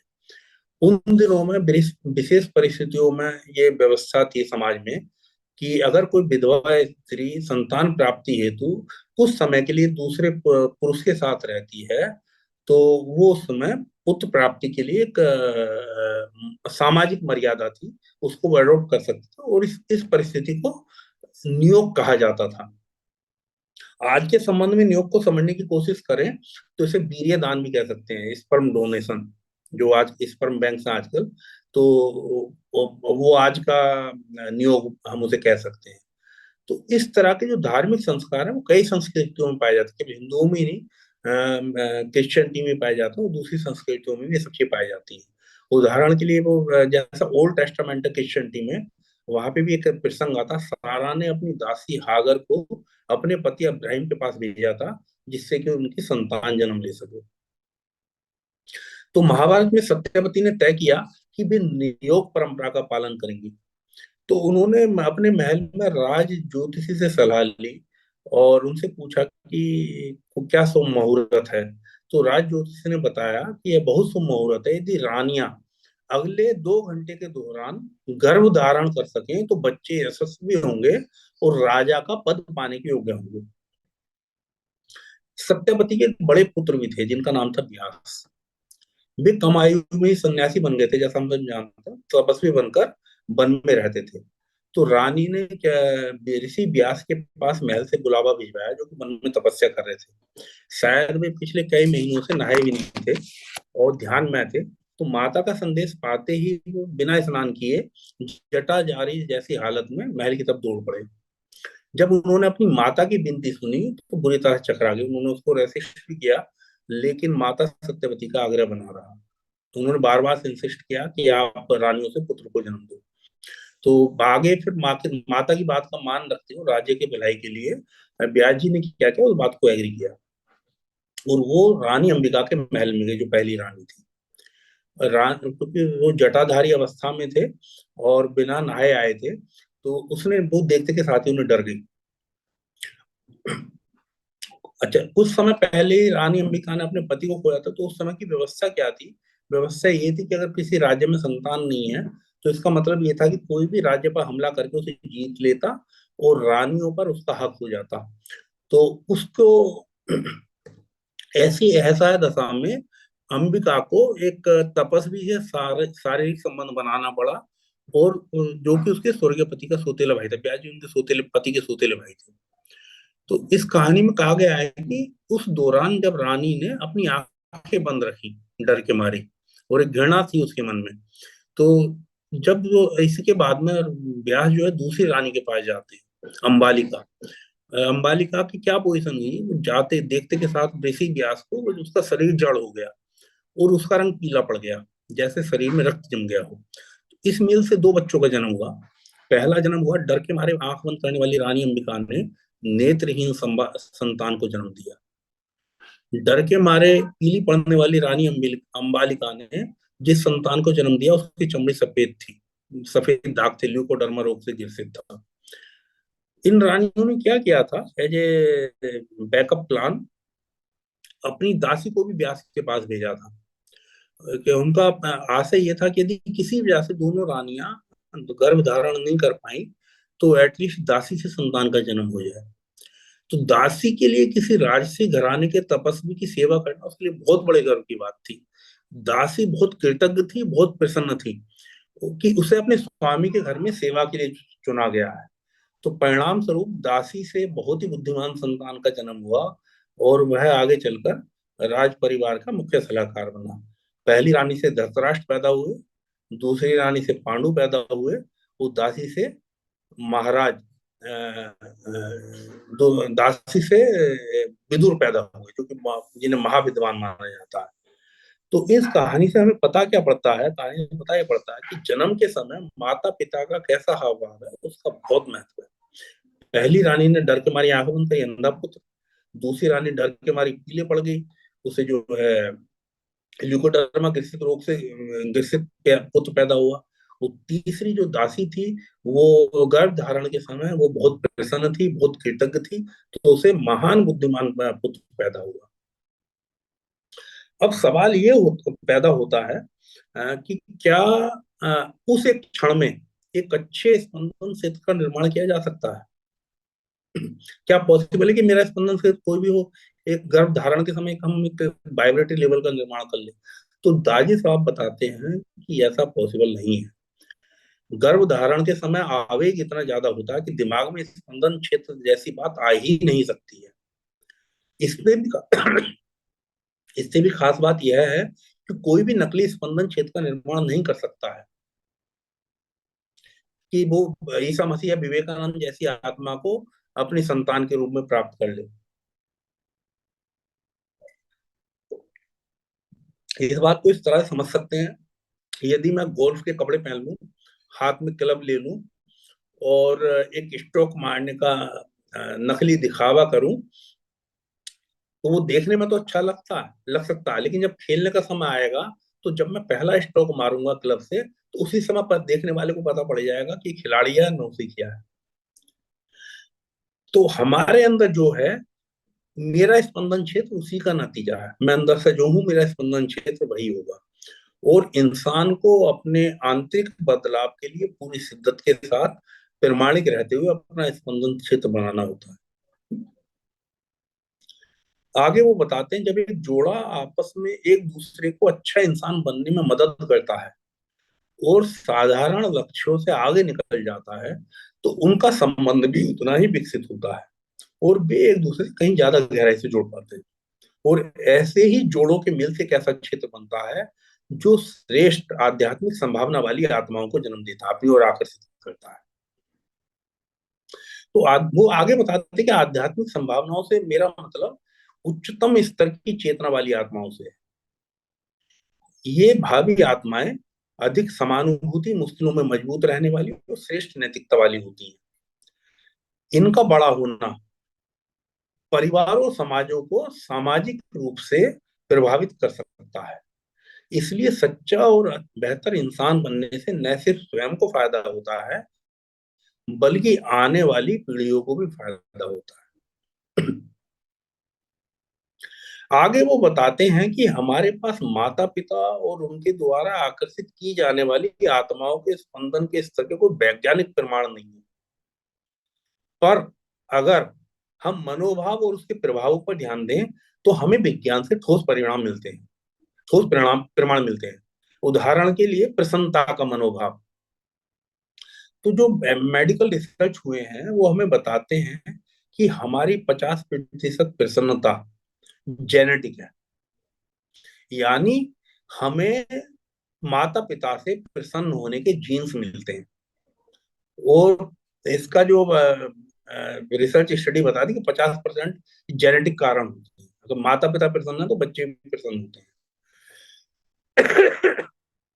और आगे वो बताते हैं कि बाकी प्रसन्नता उस माहौल पर निर्भर करती है जिसमें हम बड़े होते हैं।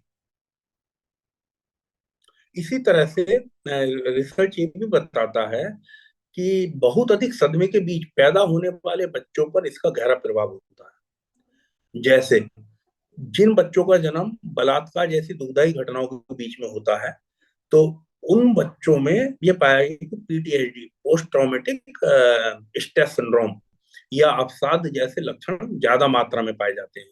वो ज्यादा रूप से ज्यादा मनोरोगों से ग्रसित होते हैं। बहुत अधिक जहाँ सदमे वाली घटनाएं हैं, ऐसे समय माँ और बच्चों को बहुत देख रेख की जरूरत होती है, परिवार के सहयोग की जरूरत होती है, और उनको सदमे से उभरने में सामाजिक सहयोग अपनी भूमिका निभाता है। आगे दाजी साहब कुछ प्रश्नों के भी उत्तर देते हैं जो हमारे जहन में स्वाभाविक रूप से उठते हैं। जैसे पहला सवाल जो जब उठता है, जब हम चर्चा करते हैं, तो वो बताते हैं कि पहला सवाल होता है कि मेरी संतान जन्म ले चुकी है और मुझे उसके गर्भ धारण के समय में जो हाव भाव का महत्व है उसके बारे में मुझे पता ही नहीं था। चर्चा तो आज कर रहे हैं, मेरे बच्चों का जन्म उस समय हुआ जिस समय क्या हाव भाव होने चाहिए, कैसे मेरा स्पंदन क्षेत्र होना चाहिए, उसका मुझे ज्ञान नहीं था। कि क्या इसका मतलब यह है कि मेरे बच्चे की आध्यात्मिक संभावना तय हो चुकी है? तो उसका वो जवाब देते हैं, जब कोई दंपति गर्भ धारण करता है तो वो एक आत्मा को आकर्षित करते हैं जिसकी एक निश्चित आध्यात्मिक क्षमता होती है। जो भी आत्मा गर्भ धारण के समय प्रवेश करती है कोख में, उसकी एक निश्चित आध्यात्मिक संपदा होती है, क्षमता होती है। तो उसे वो बताते हैं, इसे आप आध्यात्मिक पूंजी की तरह समझ सकते हैं कि ये वो आध्यात्मिक पूंजी है जो आत्मा अपने साथ लेके आती है। अपनी क्षमता को आत्मा की क्षमता को आध्यात्मिक पूंजी बताते हैं। लेकिन वो बताते हैं कि आध्यात्मिक पूंजी जीवन भर जा सकता है, महत्वपूर्ण भूमिका निभाती है। खासकर किस समय भूमिका निभाती है? एक तो वो गर्भावस्था के दौरान और बचपन के आरंभिक वर्षों में।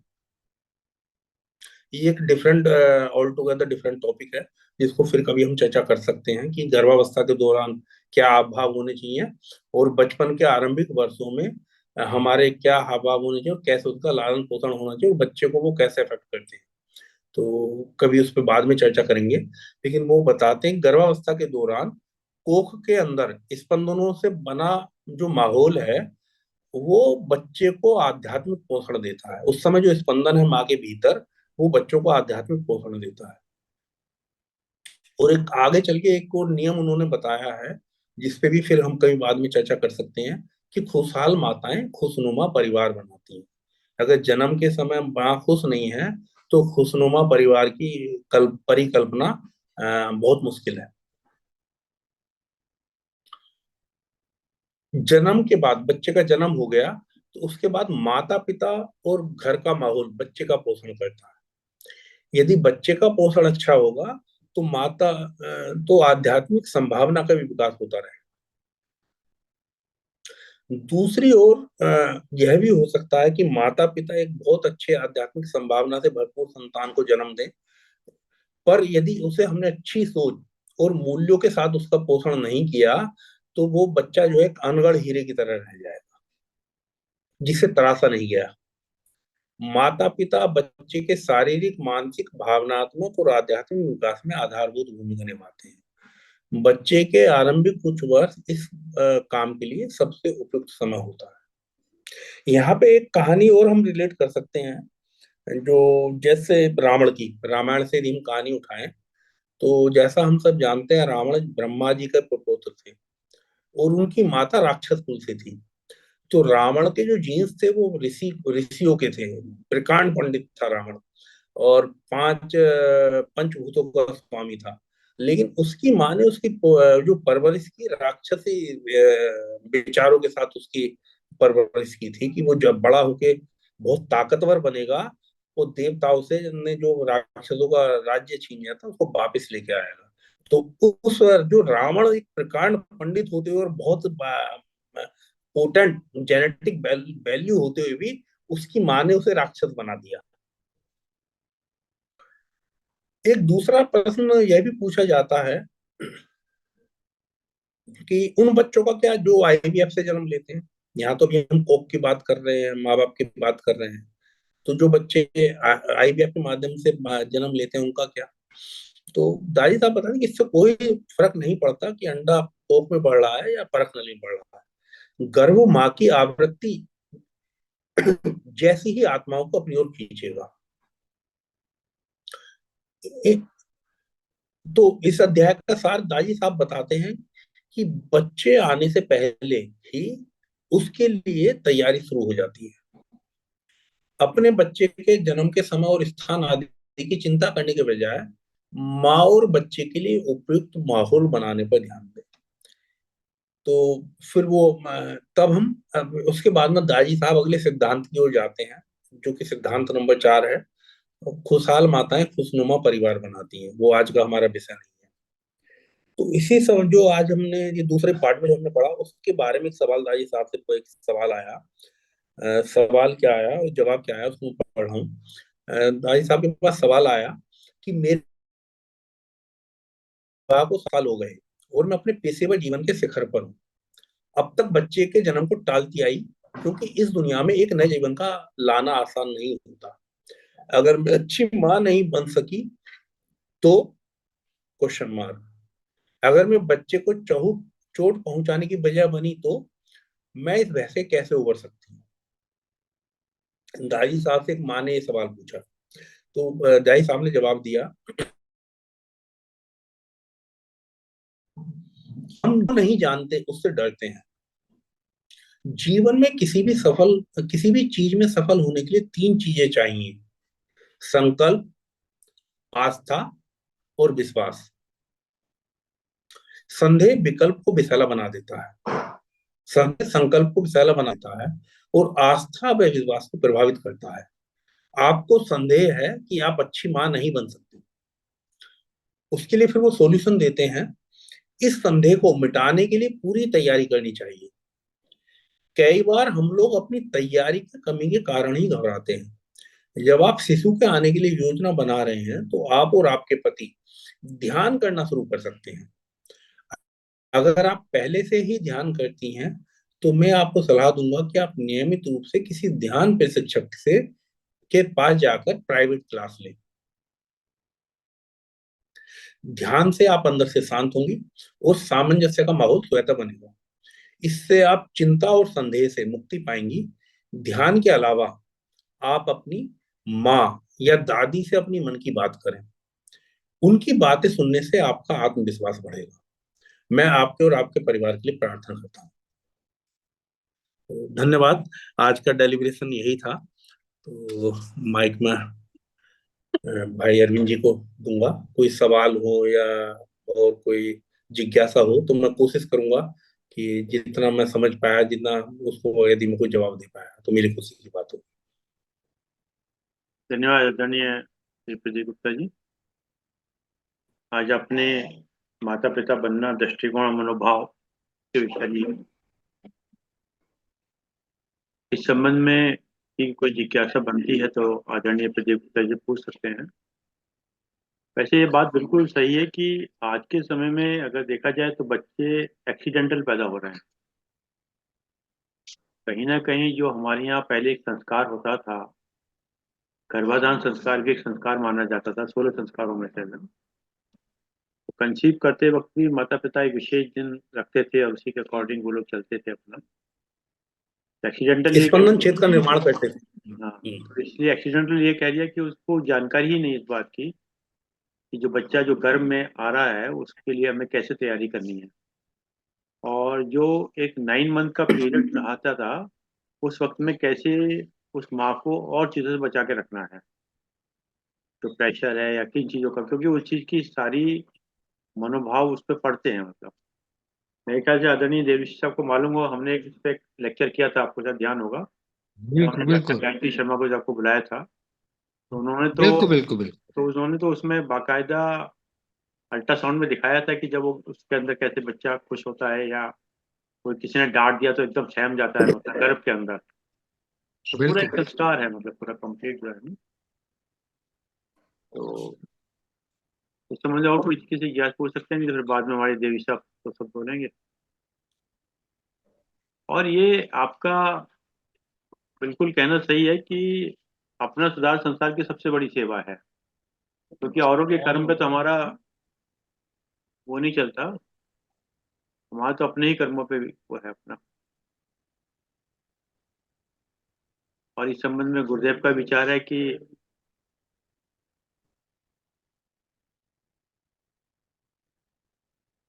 बच्चों के माली बने मालिक नहीं, बच्चों के सहायक बने शासक नहीं। और जो इससे पहले हम बात कर रहे थे तो कहीं ना कहीं माता पिता जो नहीं बन पाते हैं वो बच्चों पे प्रयास करते हैं कि वो बन जाए।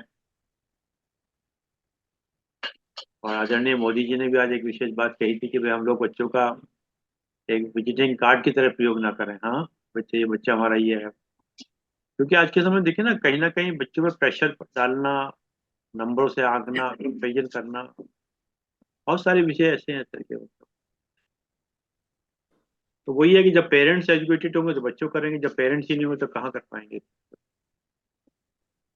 और आपका कहना है बहुत सही है कि जितनी लेट शादियां हो रही हैं वो वास्तव में वो अब तो रिटायरमेंट के बाद लोग शादियां करते हैं, वरना तो पहले रिटायरमेंट से पहले 10 साल पहले अ, बच्चे माँ बाप फ्री हो जाते थे।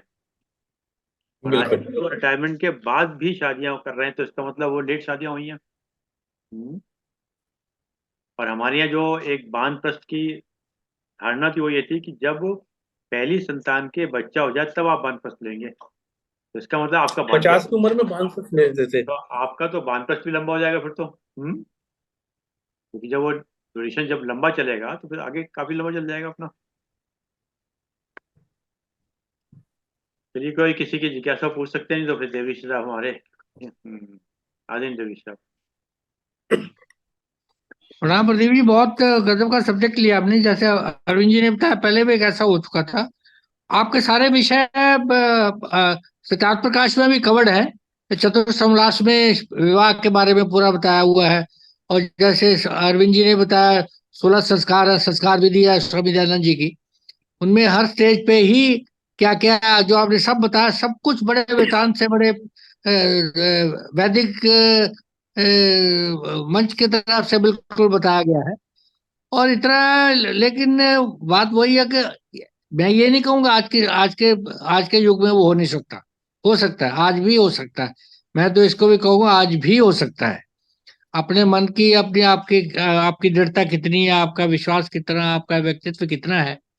लेकिन जैसे भाई बच्चे के बारे में आपने बताया भाई, 8 8 साल की उम्र तक बच्चा आप अगर प्रभावित कर सकते हैं आप।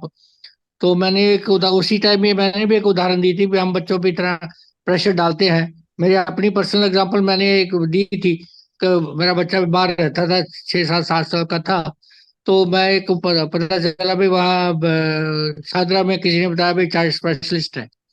तो उसके पास ले गया मैं। तो उसने बच्चे के अंदर से कुछ पूछा होगा।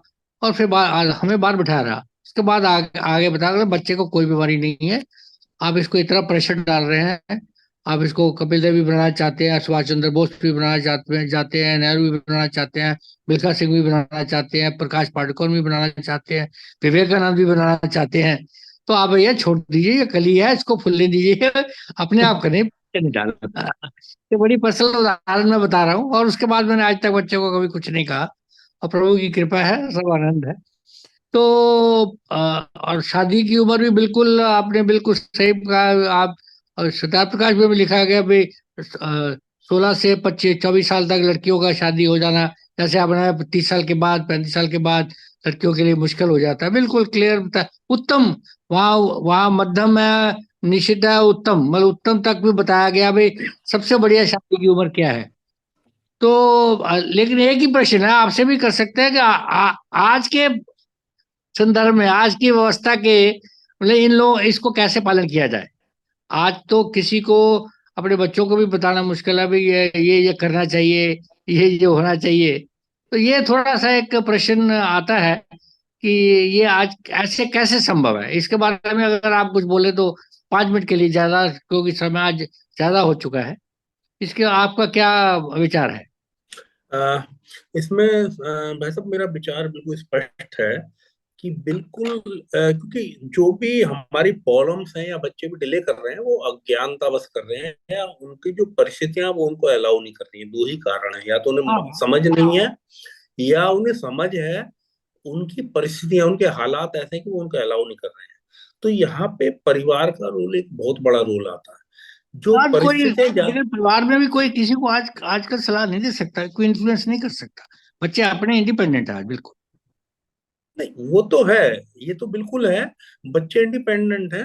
लेकिन इनडायरेक्टली अगर मैं उन्हें कॉन्फिडेंस दे पाऊं, सपोज मेरे परिवार में बच्चों को वित्तीय मदद की जरूरत है, और मैं उन्हें बिना उनके ऊपर थोपे हुए या उनको बिना एहसास कराए हुए कि मैं आपको वित्तीय सहायता दे रहा हूँ, उनको मैं वो कंफर्ट दे दूं, उनको रहने की जगह दे दूं, उनके कुछ खर्चे मैं मीट आउट कर दूं, विदाउट ये हिटिंग तो बहुत देयर। छोटी चीज है। मेरे नहीं, विचार में ऐसा होगा कि जैसे अरविंद जी भी बोलते हैं, काल चक्कर बदला है और दोबारा वो अवस्था आएगी, मेरा ख्याल पूरा एक साइकिल आएगा, तभी हो नहीं, सकता है। बिल्कुल आएगा, बिल्कुल बाकी आएगा। चीजें, बाकी तो और संभव नहीं है। जो आज की स्थिति में बिल्कुल ही वातावरण बिल्कुल ही चेंज हो चुका है, कंडीशंस बिल्कुल ही चेंज हो चुकी हैं।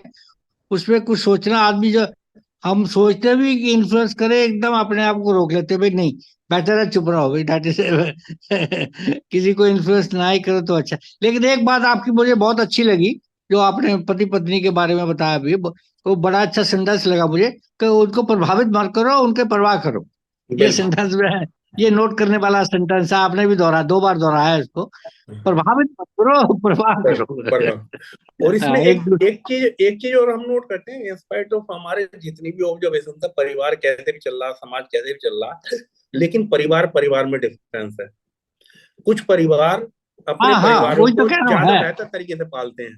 हाँ, तो बिल्कुल जो सही कह रहे हैं। तो वो स- क्या डिफरेंस है, उस डिफरेंस को तो हम संस्कार है वो अपना ही वो सकते हैं। वो वो संस्कार है, परिवारों का हाँ, संस्कार है, तो संस्कार है।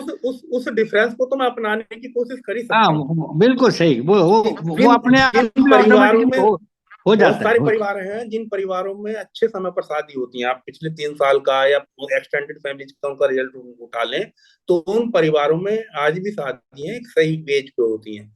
कुछ परिवार ऐसे हैं कि जिनमें सारी शादियां लेट होती हैं। तो उसमें बच्चे से ज्यादा उन परिवार की जो वैल्यू सिस्टम उनका चला आ रहा है, या जो उनका लर्निंग सिस्टम चला आ रहा है, उसका एक बहुत बड़ा रोल है। तो उसको कहीं ना कहीं हम बदलने की कोशिश कर सकते हैं, अगर चाहें तो, अगर व्यक्ति खुद चाहे तो। और हाँ। अगर प्रयास करेंगे तो रिजल्ट को पूरी तरह से तो हम इफेक्ट नहीं कर सकते, लेकिन हाँ, बेहतरी की तरफ जोर ले जा सकते हैं। और अंत में अब अरविंद जी का एक संदेश आ जाता है, खुद बदलेंगे जग बदलेगा, अपने आप को बदलो, बिल्कुल। कोशिश करो। बहुत बहुत बहुत धन्यवाद आपका। प्रदीप जी, एक सवाल है क्या था पूछने से, आपने जैसे कहा ना कि आत्मा जन्म लेती है या परमात्मा आत्मा को भेजते हैं, क्योंकि इसमें क्या है कि कभी कभी आपने देखा है कि कुछ परमात्मा स्पेशल, बीच में नहीं एक आता। मिनट मेरे साहब, एक मिनट, क्या होता है कई बार ना, कुछ स्पेशल चाइल्ड होते हैं, तो स्पेशल चाइल्ड होते हैं तो वो ईश्वर चाहता है कि इसको किस परिवार में भेजा जाए, क्योंकि उसकी जो केयरिंग करेंगे वो हर परिवार का व्यक्ति नहीं कर सकता। ये कोई ना कोई विशेष बात है जिसमें मैं समझता हूं ईश्वर ही कोई व्यवस्था बनाते हैं कि ये परिवार अच्छा है, इस आत्मा को वहां भेजा जाए। इसमें क्या आपका विचार रहेगा। सॉरी ऋषि साहब, हाँ। जो आपने सेकंड बात कही कि वो केवल वो कुछ स्पेशल परिवारों को दिया जाता है, ये बात आपकी बिल्कुल सही है। दाजी साहब ने बिल्कुल यही बात हमें बताई है। और ये हमारे पर्सनल बिलीफ का मैटर है कि परमात्मा भेजते हैं, आत्मा खुद आती है। तो एक हमारा बहुत स्ट्रॉन्ग बिलीफ है कि परमात्मा की इच्छा से ही सब काम होता है। तो जो बेसिक इंस्टिंक्ट है वो तो परमात्मा की है, लेकिन लेकिन परमात्मा का हमारे किसी भी अफेयर में कहीं कोई दखल नहीं है। वो उसने तो जो आत्मा है, आत्मा को भी पूरी छूट है, वो जैसा चाहे वैसा करे। और व्यक्ति को भी पूरी तरह से छूट है अच्छा बुरा करने की। वो अपने अच्छे बुरे कर्म खुद पैदा करता है और फिर खुद उनको भोगता है। तो बिल्कुल। जब जब आत्मा शरीर में नहीं होती, तो मेरी समझ ये बताती है, जैसा हमें ताई साहब ने बताया है, तो जो दो जन्मों के बीच का अंतर होता है, तो आत्मा को अपने कर्मों का भान होता है कि मेरे ये कर्म है जो वो कैरी कर रही है, और उसे उसे अंडू करना होता है। और उसे अंडू करने के लिए वो एक अपना मैप तैयार करती है कि अगर मैं ऐसी ऐसी जगह फला फला जगह ऐसे माँ बाप होंगे, ऐसी परिस्थितियों में वहां जाऊंगा, तो मुझे मुझे मेरे कर्मफल भोगने का मौका मिलेगा, जिससे कि वो खत्म हो जाए। जिस क्षण वो कर्मफल खत्म होंगे उसकी मुक्ति हो जाएगी। तो वो उसी तरह से फिर वो कोक का चुनाव करती है। अब वो आत्मा चुनाव करती है, परमात्मा भेजते हैं, वो एक सैद्धांतिक मुद्दा है, एक बहस का मुद्दा हो सकता है।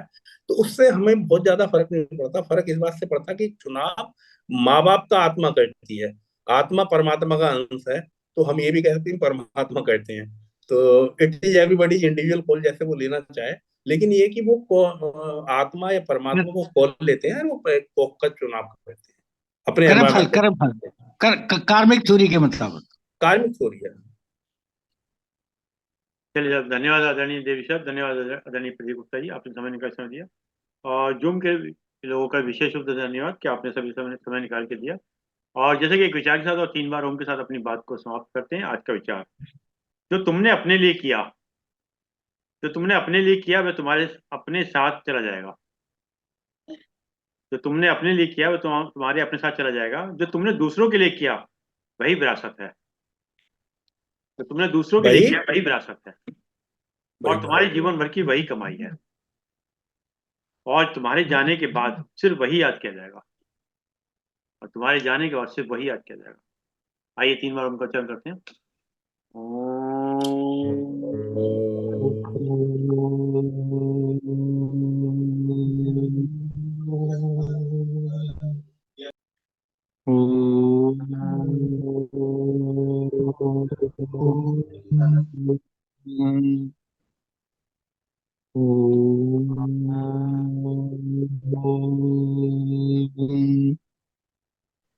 शांति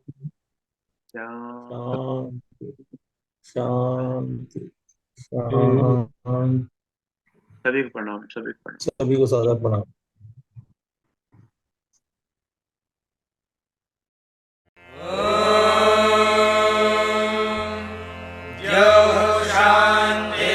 शान्तिरन्तरिक्षं शान्तिः पृथिवी शान्तिरापः शान्तिरोषधयः शान्तिः वनस्पतयः शान्तिर्विश्वे देवाः शान्तिर्ब्रह्म शान्तिः सर्वं शान्तिः शान्तिरेव शान्तिः।